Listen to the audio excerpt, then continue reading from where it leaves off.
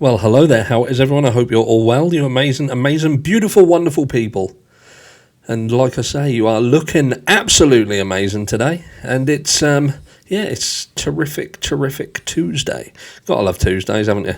I am busy. I'm busy. Loads and loads of stuff to do. So I'm going to make this very quick. I'm going to make this as quick as I possibly can. I've got the dog trying to feed me some sort of ball down here. Give us a hand in. This ball. Yeah, I'll have it back. I may get him on. I'll get him on later on the video. But we're talking about a video. Look, just some housekeeping, right? I don't affiliate with any other creators. There's enough drama, and this fucking niche is too important to let shit between creators just kind of cloud stuff. So, fuck it. Do you know what I mean? If I see a video that I feel is valuable to what we're talking about, then I'm going to speak about it. I'm going to talk about it, and I'm going to tell people to go and watch it. That is not an endorsement of the channel. It's not an endorsement of the individual. It's an endorsement of the information. Because sometimes good information comes from dickheads, and that's just the way it is. All right, some people can love somebody and think they're absolutely brilliant. The way they talk about stuff is absolutely fantastic. Other people, their voice is like nails on a fucking chalkboard. Sometimes they will sort of have some very good information, but around that information is nothing but whinging and fucking moaning. And that's what we're talking about here, because we're talking about Get a Clue. Now, Get a Clue is someone who is incredibly intelligent. Very intelligent and very invested in this case. And as far as content creators who are covering the Idaho 4 case, I would say that the work that this guy has put into it is beyond what 99.995% of people have done in the case, including myself. And he released a video yesterday. Now, people had to pay for him to release it. But look, if he's doing the work and he's putting, like, it can take hours upon hours of work to do. Do you know what I mean? So, you know, kudos that people who, it shows that not only he is invested in the content, but there are people who are actually really invested in the information as well. And he managed to get his payment, and he uploaded the video. And you now need to go and watch it. And it's here. It's not flicking off a screen. So, Brian Koberger's Suspect Vehicle 5. Now, I do find some flaws in this, and when I say flaws, again, they are speculation in terms of flaws, but there was some information in here that I found to be incredibly important, and people do need to understand the importance of that. But this is, like I say, Suspect Vehicle 5. It was a video that he uploaded around 13 hours ago as of filming this, and then he done another one after this. But if you look for that, Suspect Vehicle 5, very important video. If you genuinely are someone who is invested in the Idaho 4 case, then please go and watch that video.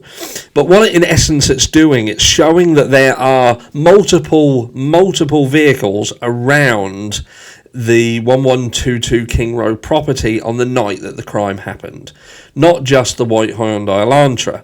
And rather than trying to push a narrative that we have a white Hyundai Elantra that's seemingly circling around, that's not necessarily the case. We in fact have multiple vehicles playing, whether it be physical sightings or audible entries into the Linda Lane footage.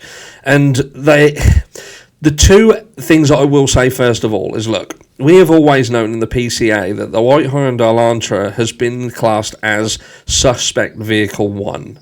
Now, some people may have another explanation for that, but my interpretation of that is if you've got Suspect Vehicle 1, then you would have multiple other suspect vehicles. And maybe later on, when we get to the actual trial itself, they will be able to go through what would have been Suspect Vehicle 1, 2, 3, 4, 5, so on and so forth. And maybe they will show an investigation into the other vehicles and rule these other vehicles out. We have to, in order to fully get on board with what Get a Clue is saying, we have to believe that there was no investigation on any other vehicles. But surely, if you've got suspect vehicle 1, then there would have been other suspects, and people generally are suspects until they're no longer suspects. I suppose the big question is, was there investigations done into the other suspect vehicles, and were those investigations concluded fully, or did we turn into this confirmation bias heading towards the white Hyundai Elantra, and then was that the catalyst for what we now know as the Brian Kohberger accusation, because he happens to have a white Hyundai Elantra? I still would say that the white Hyundai Elantra, we do not know whether that is a 2011 to 2013 white Hyundai Elantra, or the 2015 white Hyundai Elantra that Brian Kohberger indeed drives. Now, obviously, you've got a specialist who came in early and said that they were looking for a 2011 to 2013, which that could well be. That could be what is indeed on the Linda Lane footage. Now, the white Hyundai Elantra is seen only once on the Linda Lane footage, but we have heard, obviously, from the PCA that the white Hyundai Elantra was seen sort of driving away at pace, caught on another camera at around 4:20 a.m.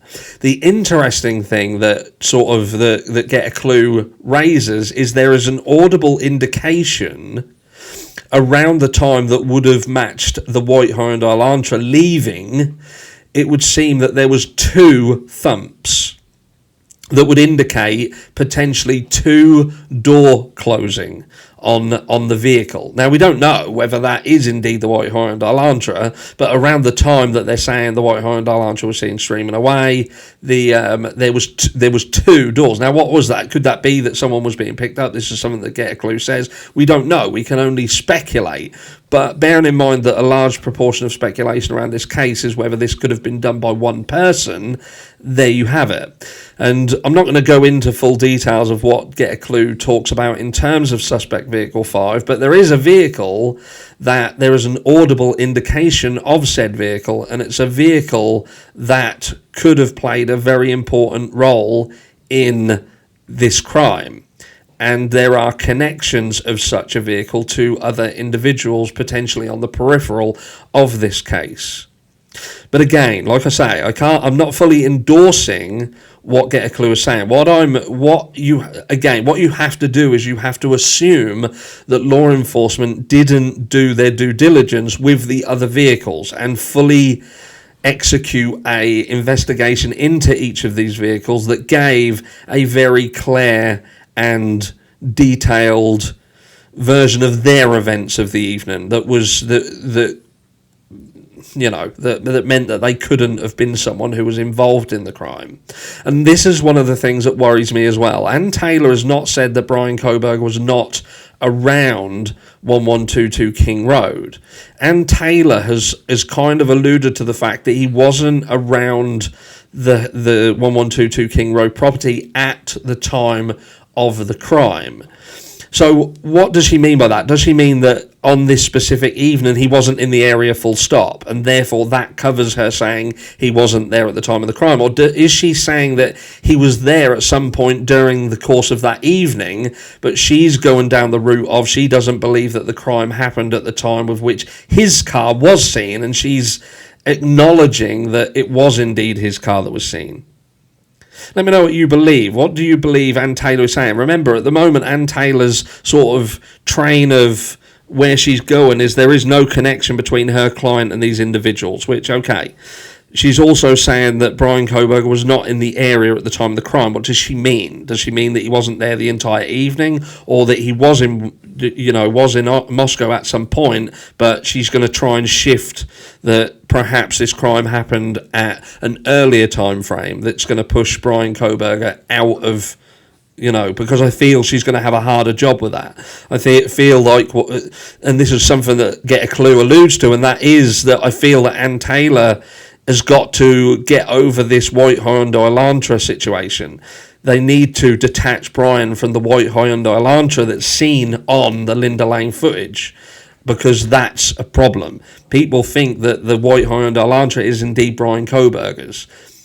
But do we know that it's Brian Kohberger's? I will just say this before I leave, and that is Brian Kohberger didn't return to the area. I see this countless times still in comments. Even yesterday I saw it. People saying that Brian Kohberger had returned to the scene of the crime, and that's not true. It's not factual.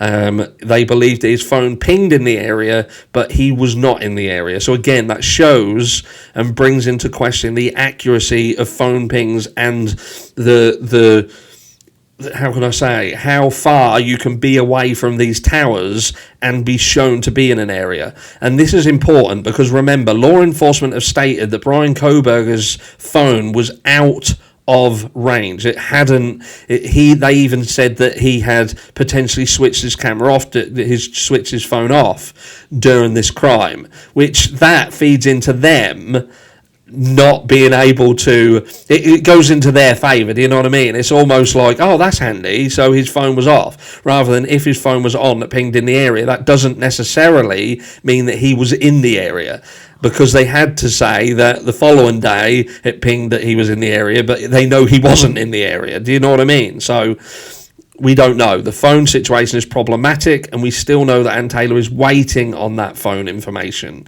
So it's an interesting one. Is it that they're trying to scrub the information? Who knows? That's going down the route of tinfoil hat and conspiracy, I know.